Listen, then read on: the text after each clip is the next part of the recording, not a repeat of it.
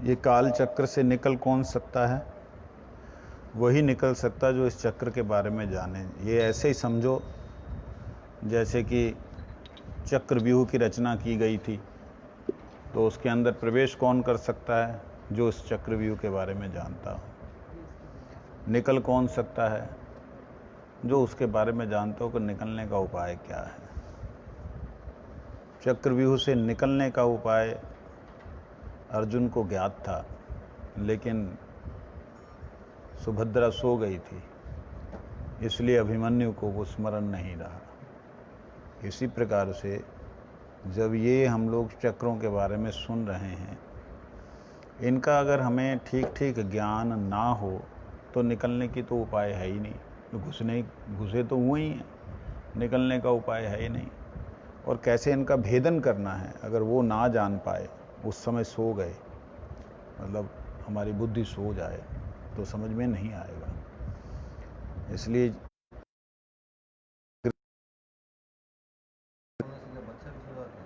हाँ, उस वक्त माँ जो श्वास लेती, बच्चा वही सांस लेता है। माँ की जो दिल की धड़कन होती है, वही बच्चे की धड़कन होती है। जब वो नाभि कटती है, तब उसका धड़कन, उसका श्वास सब अलग होता है।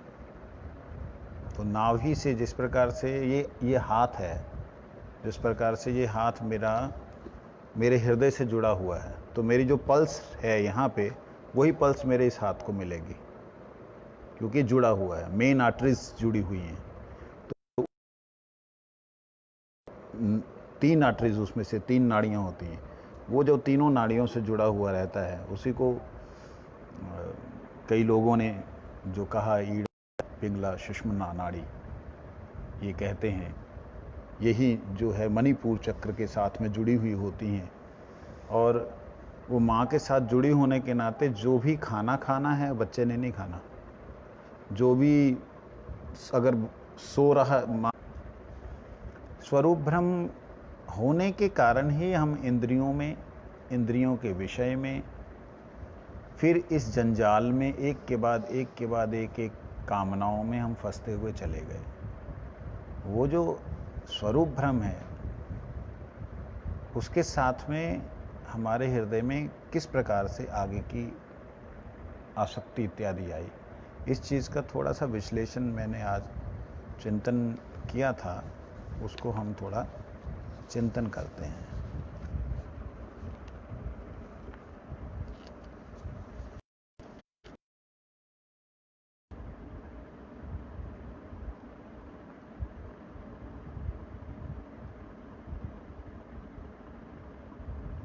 आप बताएंगे कौन कौन से हैं 4 प्रमाद, 4 अनर्थ जो हैं? स्वरूप भ्रम, असत तृष्णा,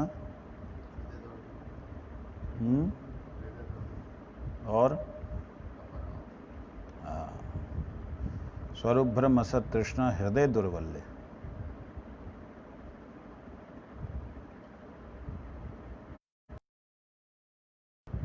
अपराध। अब इसको शास्त्रों में अलग अलग नामों से बोला गया है, लेकिन केवल नामों से नहीं बोला गया, इनकी अलग अलग क्रिया भी देखी गई है। जैसे उदाहरण के लिए मैं जो शब्द कहूंगा, उसके पीछे एक अलग उसकी क्रिया है। जैसे इस श्लोक के अंदर जो बुद्धि, वो 5 प्रकार से हुई। बुद्धि का मतलब ज्ञान, हमारा ज्ञान के अंदर जो विपर्य हुआ, जो बिगड़ा। मैंने अमरकोश में देखा, शब्दकोश में देखा, विपर्य शब्द का अर्थ होता है विपर्यय, विपर्यय। तो विपर्य शब्द का अर्थ है विपरीत, बदलना, अभाव, लोप हो जाना, पूर्ण विनाश हो जाना, विनिमय हो जाना, इसकी जगह ओ हो जाना, त्रुटि, भूल कर कुछ और समझना, संकट, दुर्भाग्य, विरोधी, शत्रुता। अब ये सारे के सारा विपर्य शब्द का अर्थ है। तो इसका मतलब शत्रुता, बुद्धि शत्रुता के साथ में तो जुड़ेगा नहीं। तो इसका मतलब है विपर्य का, अगर किसी मित्र के साथ में हुआ, मित्र विपर्य, मित्र विपर्य का मतलब जब होगा तो वहां होगा शत्रुता। विपर्जय शब्द का अर्थ मेरे पास में 9 प्रकार से है। यहाँ पे एक ही शब्द का अर्थ 9 प्रकार से है। अगर ये विपर्जय शब्द बुद्धि के साथ लगता है तो इसका अर्थ होगा विपरीत हो जाना, जब विनाश, अभाव हो जाना, जब लोप हो जाना, ये लगेगा बुद्धि के लिए। जब के लिए लगेगा होगा त्रुटि होना। इंद्रिय जब हुआ तो इंद्रियों की त्रुटि हुई, जो होना चाहिए वो नहीं होकर के कुछ और भूल करके कुछ और समझना, वो त्रुटि। एक स्थान पे इस विपर्जय शब्द का अर्थ अलग अलग लगता है।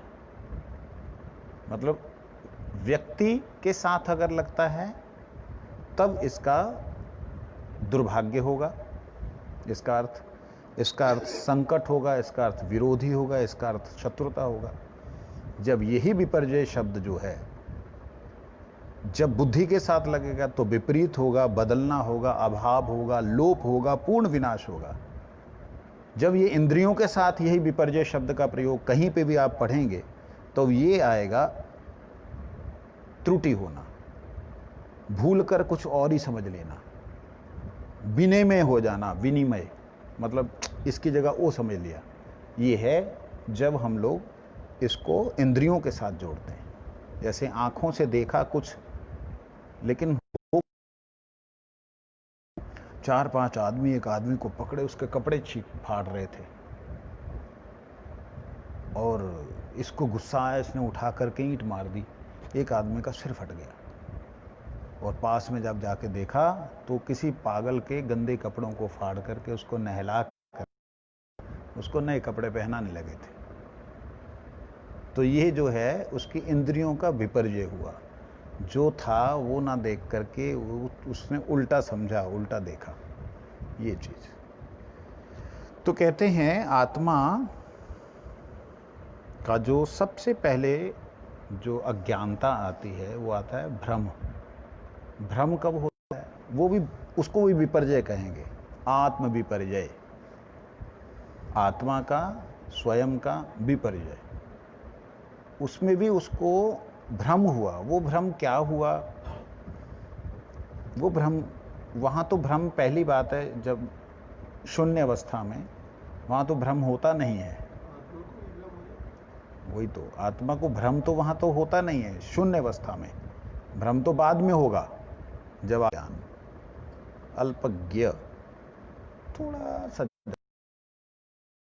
है, अपने आप को देख करके उसके अंदर जब अहम भाव आता है, वो अहम भाव ही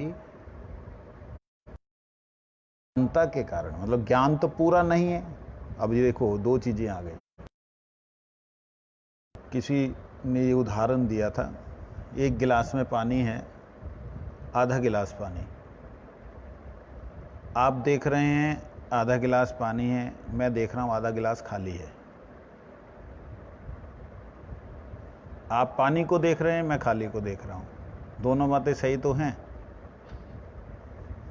सही होने पर भी एक खाली को देखना अलग बात है, एक भरा देखना अलग बात है। इसी प्रकार से जब हम अल्पज्ञ कहते हैं, इसका मतलब उसमें जो नहीं है उसका वो अज्ञानता है। इसका मतलब अल्पज्ञता मतलब ही अज्ञानता। ऐसा नहीं है कि आत्मा को अज्ञान कह देना गलत है, वो तो ज्ञान स्वरूप है, चिदानंद रूपम, शिवोहम शिवोहम, और मंगलमय है, ऐसा नहीं है। जब अल्पज्ञ है तो इसका मतलब उसका जो नहीं जानता है वो खाली भी है, तो वो अज्ञानता है उतनी।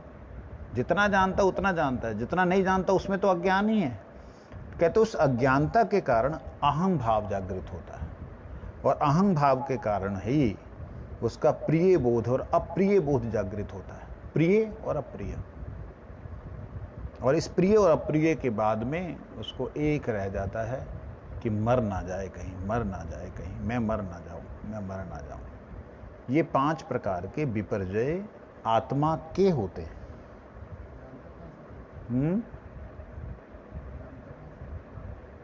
जोर से बोलो। वही तो आप बताया मैंने, आपने सुना ही नहीं। कहाँ थे आप? यही अज्ञानता है। अभी तो बोला मैंने, खालीपन का मतलब है जल नहीं है। अल्पज्ञता का मतलब है ज्ञान है लेकिन अल्प है। जल है उसको तो, उस वस्तु तो खाली है। तो ऐसी अल्प ज्ञान का मतलब है बाकी तो अज्ञान है। ज्ञान है इतना, बाकी तो अज्ञान है। बाकी को तो उसका ज्ञात नहीं है, ना माया का ज्ञान है उसको, ना परमेश्वर का ज्ञान है। ना ईश्वर का ज्ञान, ना परमेश्वर, ना ईश्वर का, ना माया का ज्ञान। वो अल्पज्ञता होने के नाते वो दोनों तरफ से अज्ञानी है, इसलिए वो अज्ञानी है। इसीलिए उस अज्ञानता के कारण, अज्ञता के कारण कई लोग एक पक्ष अर्थ लेते हैं, मतलब एक अर्थ लेते हैं, उसको दूसरे तरफ का अर्थ नहीं लेते। अब जब दोनों तरफ का अर्थ लेंगे तब आपको उसका सामंजस्य बैठेगा। हाँ? नहीं चल रहा, नहीं चल रहा तो ध्यान इधर रखो। अल्प अर्थ ही है अज्ञानता, उसका ज्ञान अल्प है। ना इधर का जानता है ना उधर का जानता है, अपने बारे में जानता है, उसमें भी अल्प जानता है। अपने आप को वह ज्योतिषमय, अपने आप को स्वयं, तब उस वक्त उस अज्ञानता के कारण कि मैं प्रकाशमान हूं, तो मैं अंधकार में इस जगत, मतलब अंधकार की तरफ देखता, विमुख उधर से होता है, अंधकार में मैं प्रकाश कर दूंगा। प्रश्न होता है क्या वो कभी उधर देखते ही नहीं? वैष्णव लोग ऐसे बोलते थे कि जीव उधर देखता ही नहीं है, इसलिए जिधर देखता उधर खिंच जाता है। ये गलत है। ज्ञान उधर देखता है तो अनंत प्रकाश दिखता है, अपने आप की उसको क्षुद्रता अनुभव होती है। क्षुद्रता अनुभव होने के नाते उसको मन में आता कि मैं, मतलब इधर जाने से तो मेरा कोई मूल्य नहीं, इधर जाऊंगा तो मैं कुछ कर पाऊंगा। तो इधर आने के लिए उसके अंदर अहम आ जाता है। अज्ञान, अहंकार, प्रिय बोध, अप्रिय बोध और मृत्यु का भय, ये होता किससे है? ये होता है विद्या से। अविद्या से अज्ञान होता है। अस्मिता जो होती है, मैं हूं, अस्मिता, मैं हूं, इससे अहंकार होता है। जब अहंकार होता है तब राग से प्रिय बोध होता है, द्वेष से अप्रिय बोध होता है, द्वेष से मृत्यु का भय होता है। अब इन चारों चीजों, पांचों को समझने के लिए क्योंकि वैदिक शब्दों में इसे समझाया गया, वेदों के हिसाब से समझाया गया। तम, महामोह, तामिश्र, अंधतामिश्र, वैदिक शब्द हैं जिसको हमारे गुरुवर्गों ने सरल शब्दों में समझाया। अविद्या, अस्मिता, राग, द्वेष, इसका जो वैदिक शब्द है उसके साथ में इसको जोड़ते हुए चलें। मेरी ना, फटाफट लिख सकते हैं? नहीं लिख सकते? लिख सकते? टाइम लिखो। चलो कल लिखते हैं इसको, आज मैं समझा दूं, इसको बाद में लिख लेना। तम का मतलब क्या होता है? अंधेरा। अंधेरे में क्या होता है? अज्ञान से, अंधेरे का मतलब जानकारी नहीं, और जहां जानकारी नहीं है ज्ञान नहीं है, इसका मतलब, और ज्ञान नहीं का, और जहां अविद्या है वहां पे अज्ञान है, और जहां पे अज्ञान है वहां पे स्वरूप भ्रम है। ये 4 चैप्टर ऐसे बनाए मैंने, 1 2 3 4, इस तरीके से कि वैदिक शब्दों में, वैदिक शास्त्रों में इसे तम कहा। तम से अविद्या, तम का मतलब मतलब अज्ञानता, अविद्या जानकारी नहीं है, अल्पज्ञता, अज्ञान, अज्ञान से स्वरूप भ्रम, उसके बाद मोह। जब मोह होता है, कब मोह होता है? जब उसको अहम और मेरा, मैं मेरा, तो उसमें अस्मिता आती है, उसका अस्मिता होती है, मेरी है, अपनापन, अस्मिता। उस अस्मिता के कारण होता है अहंकार। मैं हूं, मेरा है अस्मिता, और वो मोह के कारण ही होता है।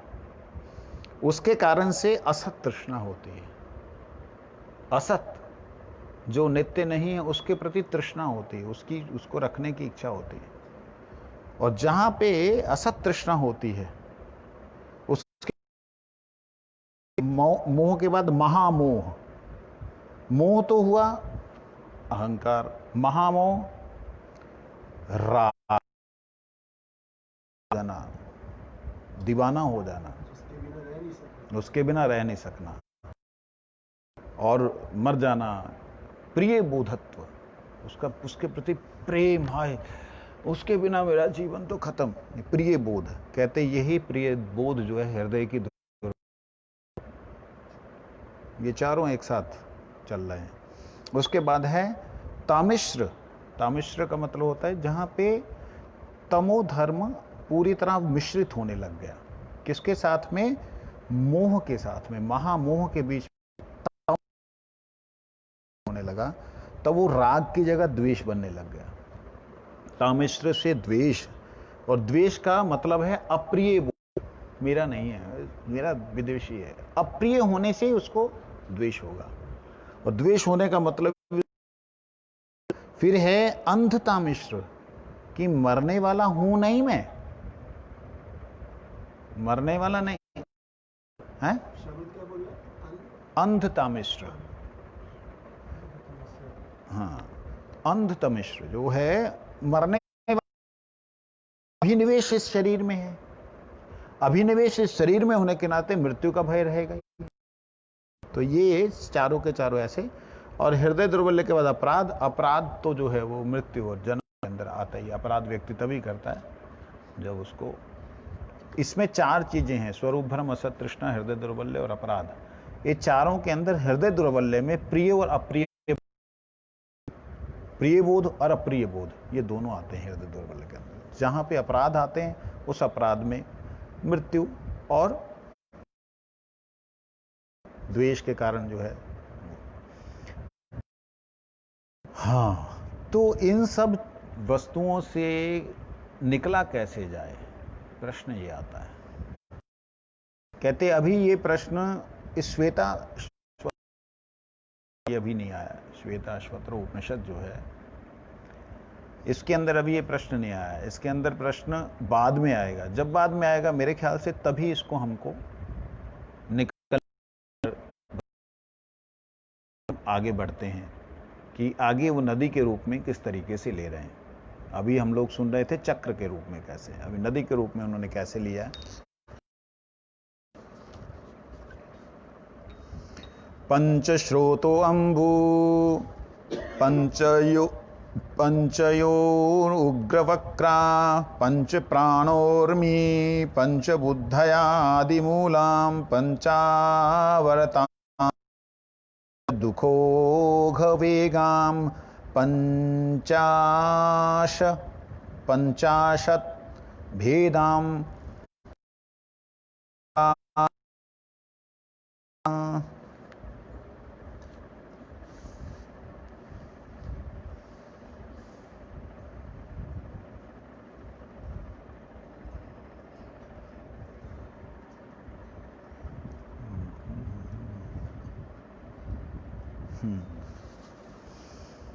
लो जी, केवल उसका नदी रूप इन्होंने वर्णन किया है। वही बातें जो यहां बोली थी वही इधर है। इस मंत्र में संसार के रूप में वर्णन किया गया है। वे ब्रह्मज्ञ ऋषि का कहते हैं। ब्रह्मज्ञ मतलब ब्रह्म को जानने वाले। तो ब्रह्म को जानने वाले दो तरह से क्यों जानेंगे जी? वो तो एक ही तरह से जानना चाहिए। जैसा ब्रह्म है, उसने जैसा देखा, एक जैसा दिखना चाहिए। अलग अलग क्यों दिख रहा है? ये वही है, वो था आधा गिलास खाली है, उसको आधा खाली भी सही है, पानी भी सही है, दोनों सही है। तो ये जो चक्र के रूप में दिखाई दिया, तो ये चक्र के रूप में ऐसे ही है, क्या उसको बोलते हैं, आकाश गंगा। सुना है आकाश गंगा, गैलेक्सीज जिसे कहते हैं। तो उन्होंने गंगा शब्द क्यों, ऋषियों ने शब्द गंगा इसलिए दिया क्योंकि वो गंगा की तरह भंवर बनता है उसमें, ऐसे करके नदी की तरह एक प्रवाह चल रहा है, एक चल रहा है कि उल्टा एक जो है बाहर निकल रहा है, एक बनता जा रहा है, एक जल चलता जा रहा है। इस तरीके से होता है। जैसे हम लोग कई बार वो दूध दही को मधानी में करते हैं ना, ग्रर करते हैं, तो एक तरफ से तो घूमता जाता है, अंदर को दिखाई देता जाता है और दूसरी तरफ से निकलता जाता है। इस तरीके से होता है। किसी वैष्णव को निद्रा आए तो खड़ा हो सकता है, उसमें कोई, हाँ जी प्रभु, कोई टेंशन नहीं, खड़े हो सकते हैं, इसमें दिखाई नहीं देगा। तो कहते हैं हम एक ऐसी नदी को देख रहे हैं, ब्रह्मज्ञ ऋषि कहते हैं, जिसमें 5 इंद्रियां स्रोत हैं। 5 ज्ञान इंद्रियां ही 5 स्रोत हैं। स्रोत जानते हैं?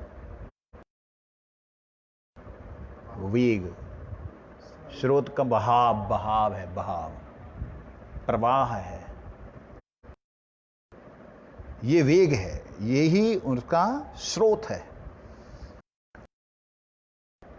ये 5 ज्ञान इंद्रियां ही इसका स्रोत हैं, और संसार का ज्ञान हमें 5 ज्ञान इंद्रियों के द्वारा ही होता है। संसार का जितना भी ज्ञान है हमें 5 ज्ञान के द्वारा ही होता है। इसके अलावा हम संसार का कोई भी ज्ञान नहीं ले सकते। तो आध्यात्मिक ज्ञान के लिए भी 5 इंद्रियों की जरूरत पड़ती। हाँ जी, सहायक बनती है।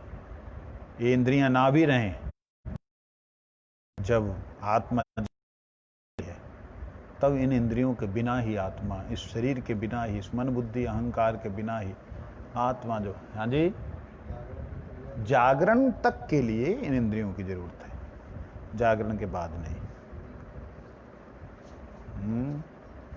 कहते संसार का ज्ञान हमें 5 इंद्रियों द्वारा ही प्राप्त होता है।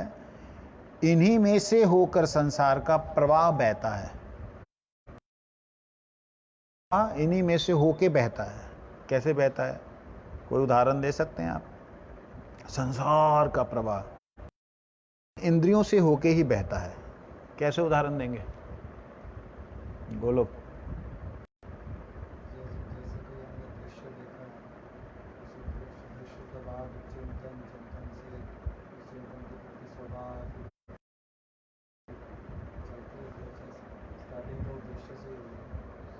समझ आए?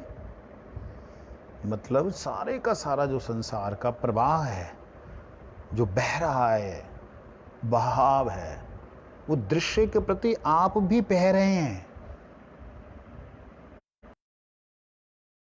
जहां उससे दूर भाग रहे हैं,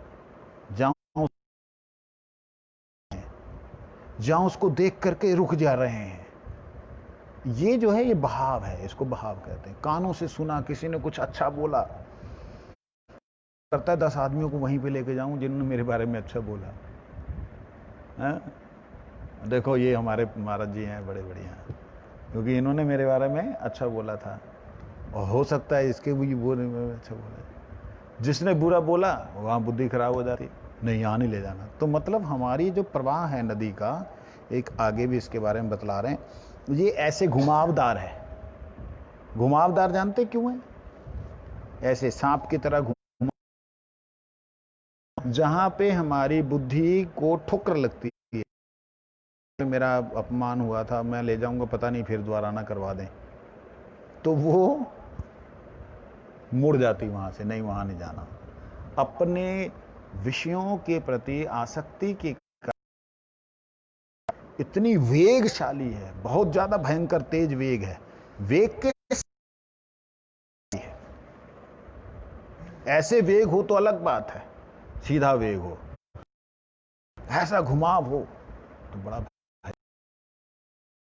चीज है। तो कैसे आगे बोल रहे हैं, ये इंद्रियां पंच सूक्ष्म भूतों से उत्पन्न हुई हैं। ये इंद्रियां पंच सूक्ष्म भूतों से, तो मतलब तन मात्राओं से उत्पन्न हुई। किसे कहते तन मात्राएं? हाँ जी, क्या दे रहे क्यों भाई? हाँ जी, किसे कहते तन मात्राएं? हटा दिए मैंने सब कुछ यहां से, जोर से बोलो।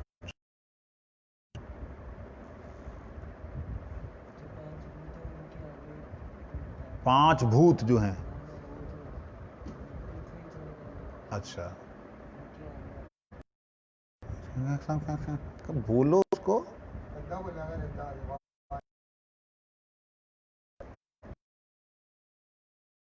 सुनाई नहीं दे रहा मेरे को।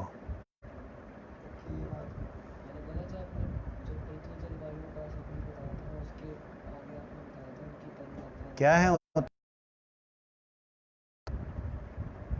अमित जी आप बोलिए।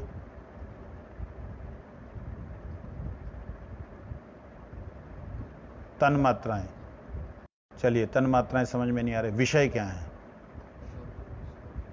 हाँ बोलो बोलो। शब्द रूप स्पर्श गंध। स्पर्श गंध, आगे 4 हुए ना?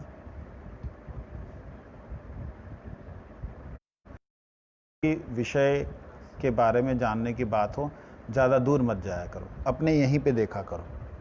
तो इसमें क्या कौन सी चीज़ हमारी काम करती है? रूप, रस, गंध, शब्द, स्पर्श, पांचों इंद्रियां यहाँ पे हैं। ठीक है, मोटी मोटी बात समझने के लिए ये है पंच महाभूतों की तन मात्राएं। इन तन मात्राओं से ये इंद्रियां पैदा हुई हैं।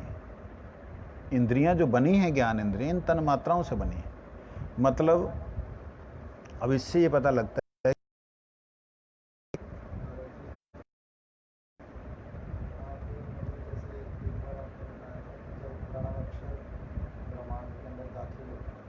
जोर से, जब प्रणव अक्षर ब्रह्मांड के अंदर दाखिल होता है तो तब तन मात्राएं बनती हैं। तन मात्राओं से एक एक करके पंचभूत बनते हैं। जैसे दृश्य जो है, रूप जो है, वो अग्नि से पहले कैसे आ जाता है? बिल्कुल सही बात। तो वो तन मात्राएं जो आपने बोला था, प्रणव अक्षर के बाद तन मात्राओं का अस्तित्व है। बिल्कुल। पंचभूत फिर जाके ये विषय प्रकट होंगे। भूतों के कैसे तन मात्रा? देखो, मैंने जब बोला था से बोला था, एक था प्रकृति के बाहर, उस वक्त वो उस कोने में एक बनाया था, याद होगा आपको। ऊपर से लिया था हमने अहंकार, बुद्धि, मन, फिर लिया हमने आकाश, फिर हवा, फिर अग्नि, फिर जल, फिर पृथ्वी। ये सारे तो तत्व हैं ना, ये सारे के सारे के अपने अस्तित्व हैं। ठीक है, और यही जो है शरीर के अंदर होता है, दिखता है। इधर से जो पृथ्वी जो है वो हमको ये दिखाई दे रही है, इससे ऊपर जो है हमको फिर जल दिखाई दे रहा है हल्का, और उससे ऊपर हल्का हमको दिखाई दे रही अग्नि। अग्नि के बाद जो भी रूप दिखाई, जो भी है रूप, वो हो जाता है सूक्ष्म, वो हवा, फिर आकाश, फिर हमारा मन, बुद्धि, अहंकार। मतलब उधर से आया नीचे है, मतलब मूल रूप से वहां है, जो मूल रूप से वहां कारण स्वरूप को ही तन्मात्रा या महतत्व कहते हैं। ठीक है, तो फिर कहते हैं इसीलिए इस नदी के 5 उद्गम स्थान माने गए। संसार रूपी नदी के 5 उद्गम स्थान माने गए। कौन कौन से 5 उद्गम स्थान हैं? अभी बोला, कौन कौन से हैं? कौन कौन से? रस, गंध, शब्द, स्पर्श, यही इसके उद्गम स्थान है। मतलब रूप से, रस से, गंध से, शब्द से, स्पर्श से सारी पृथ्वी इसी तरीके से बनी है। इन 5 तत्वों से बनी, इन 5 तन्मात्राओं से बनी। 5 तत्व तब हैं जब इनके पीछे तन्मात्राएं हैं। ठीक है? इसमें गिर जाने से बार बार जन्म मृत्यु का क्लेश उठाना पड़ता है। संसार की चाल बड़ी टेढ़ी है, पट से भरी, इससे निकलना कठिन है। इसलिए इस संसार रूप नदी को वक्र नदी कहा गया। वक्र, इस नदी को क्या कहा गया?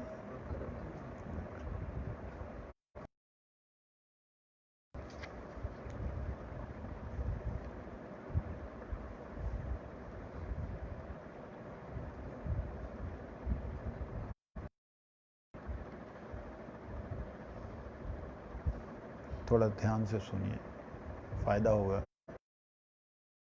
में आया बुढ़ापे में, या जवानी में, या ऐसे समय में कि हाँ अब निकलना है, तब उन सब टेढ़ी चालों को हम समझ पाएंगे कि इधर से आई है, उधर से आया है, खत्म हो गई।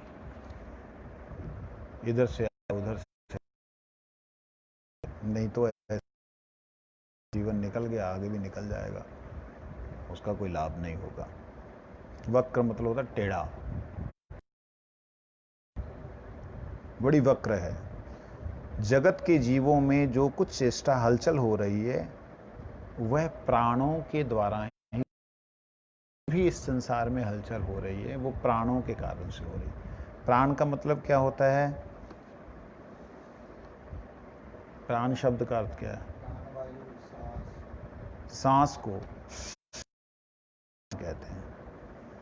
तो जिनके अंदर हलचल हो रही है वो सारे जीव प्राण वाले हैं। सब प्राण मतलब वायु को लेते हैं। कोई ऑक्सीजन को लेता है, कोई कार्बन डाइऑक्साइड को लेता है, लेकिन किसी के लिए वो प्राण है। हमारे लिए ऑक्सीजन प्राण है, उस दिन जो आपका प्रश्न आया था। किसी के लिए नाइट्रोजन प्राण है, किसी के लिए हाइड्रोजन प्राण है। अलग अलग तरह के प्राण है। जैसे अग्नि के जो जीव है, अग्नि जीव जिनका अग्निमय शरीर है, उनको हाइड्रोजन उनके प्राण है। और जिनका जलमय शरीर है, उनके दोनों तत्व जो है उनके प्राण। इस वायुमय शरीर है। वायुमय शरीर कैसे है? वायु के अंदर भी स्वेदमय शरीर है। जो कोरोना वायरस, ये वायु के अंदर है, इतना सूक्ष्म है। कहते हैं अभी तक जो है कितने ग्राम हुआ है टोटल? कितने ग्राम हुआ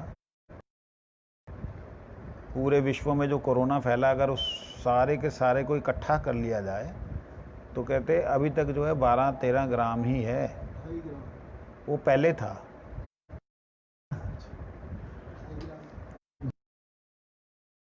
टोटल अब जो अगर मानो मैक्सिमम लगा लें, 10 ग्राम लगा लें, 8 ग्राम लगा लें, 8 ग्राम क्या होता है वायरस? उस 8 ग्राम से करोड़ों लोग इन्फेक्टेड हो रहे हैं।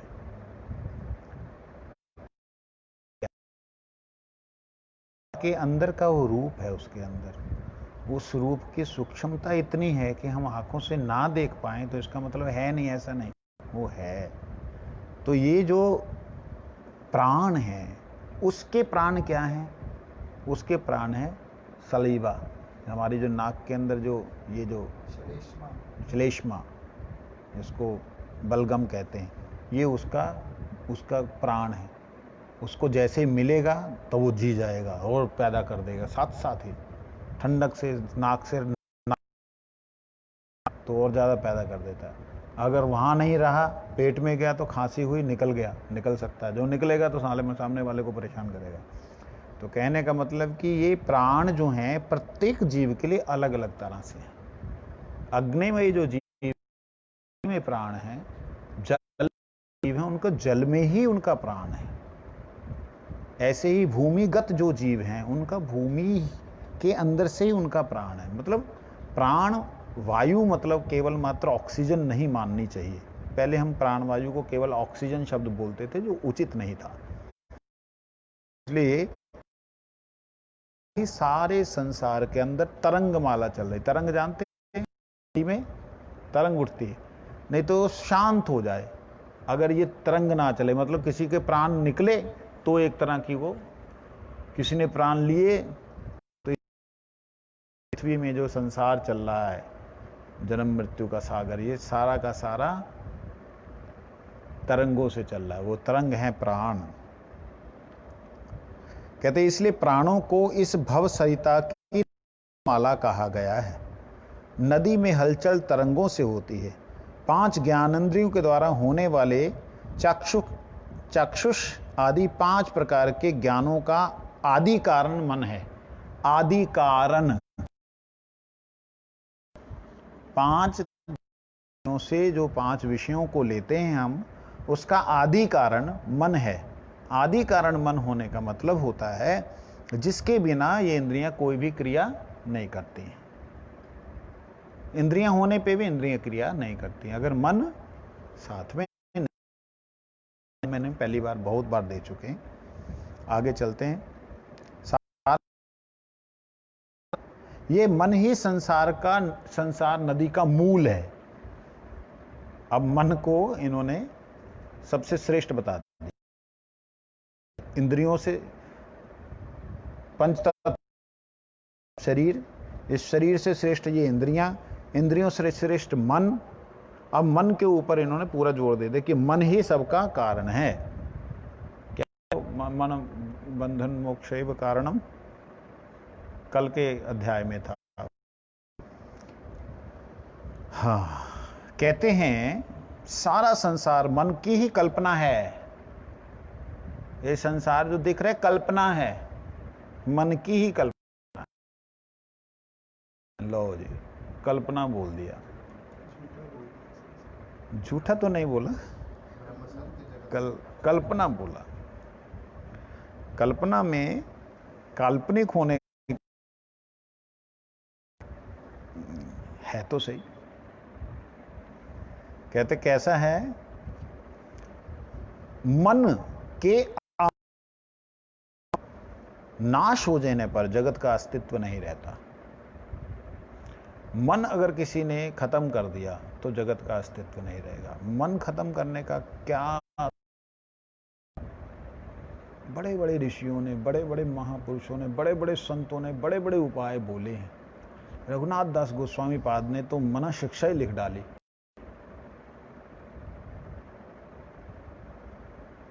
मन को शिक्षा देने के लिए उन्होंने प्रयास किया। कई महापुरुषों ने बोला मन के पीछे क्यों लगे हो, उसको छोड़ दो, इसके पीछे लोगों को उल्टा ही काम। और मेरा कहना है कि मन के साथ खेल खेलना, जब आप खेल खेलेंगे तब मन आपके पीछे चलेगा। हम मन के साथ, मतलब मन के साथ खेल नहीं खेल रहे, मन हमारे साथ खेल खेल रहा है। दोनों में अंतर है। हमारा उसके साथ खेलना वो अलग है, उसका हमारे साथ खेलना वो अलग है। ये चीज हो गई है, तो उसके कारण से सारी गड़बड़ी हो रही है। तो मन का अमन होने का मतलब ये है, जब मन कोई ले जाए, कोई ले जाए, उसके पास फिर मन रहेगा? क्या बोलते हैं, मन मना मद भक्तो, मन दे दे। क्योंकि देखिए, आप इस संसार में कोई भी व्यक्ति संसार में आपके पास आएगा, कभी आपकी गंदगी उठा के नहीं ले जाएगा, और आप भी उसको गंदगी नहीं दें। आप चाहेंगे सबसे बढ़िया चीज दें। भगवान कहते हैं ये मन ही संसार के बंधन का कारण है, तू मन मुझे दे दे। क्यों भाई, आपको मन क्यों दे दें? कहते मेरा मन तो भक्तों ने ले लिया है, मेरे पास में तो है नहीं, तू अपना दे दे। उसका फायदा ये होगा कि तू अमना हो जाएगा, तू मन के विहीन हो जाएगा। तो तेरा संसार जो है वो कौन किसका संसार हो जाएगा? मनमोहन का संसार। फिर तू गाएगा, क्या गाएगा?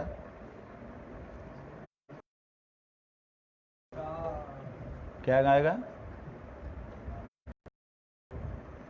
क्या गाएगा? उस वक्त तो फिर दुख आएगा। छीन लिया मेरा भोला सा मन, राधा रमन। देखा, ये प्यारा सा भजन है।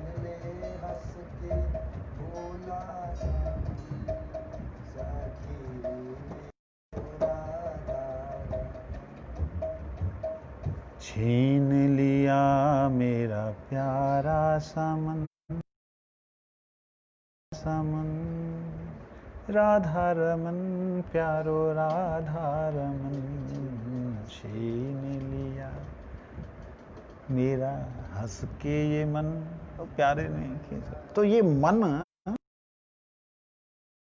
मन जो है, जैसे मन का नाम, लोगों की बुद्धि चली गई संसार के गानों में। मेरी बुद्धि गई, जब मन भगवान को अर्पण कर रहे हैं तो भगवान के पास में ऐसे होता है। ये मन इतना भयंकर है, इसलिए कहते हैं कि अमन होना पड़ेगा। अमन तब हो जाएंगे। अच्छा, जब अमन काम नहीं करेगी, सोचने वाली, जब मन ही नहीं रहा तो बुद्धि काम क्या करेगी? बिना मन के बुद्धि काम कर सकती है? काम करेगी? नहीं करेगी।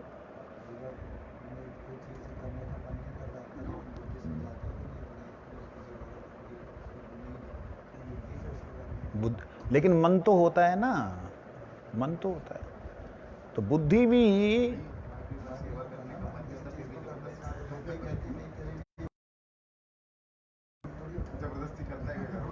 लो जी, माला करने का मन नहीं होता, बुद्धि कहती है माला कर। मन तो है ना, कर नहीं रहा है, करने की इच्छा नहीं बोल रहा। यहाँ मन गायब हो गया।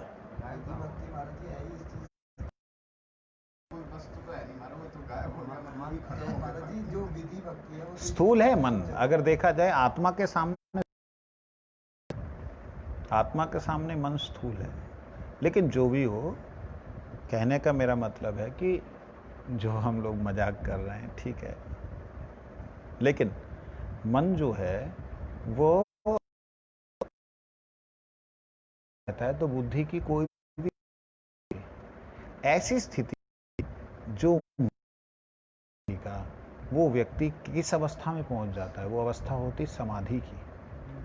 मन देना थोड़ी है, मन उसमें लगाना। लगाना नहीं, देना है। दिशा पलटनी है। तो उसी दिशा ना पलटो ना, दे दोगे उस वेले, पकड़ो, पहले तो पकड़ में आना चाहिए तब तो दोगे। देना अलग चीज है, देने में खुद हो, देने में खुद हो ना, दिशा पलटने में खुद हो, देने में खुद नहीं हो। जब दे दिया तो मन ने, जब उधर ही चलेगा तो इंद्रियां तो सब क्रियाएं खत्म।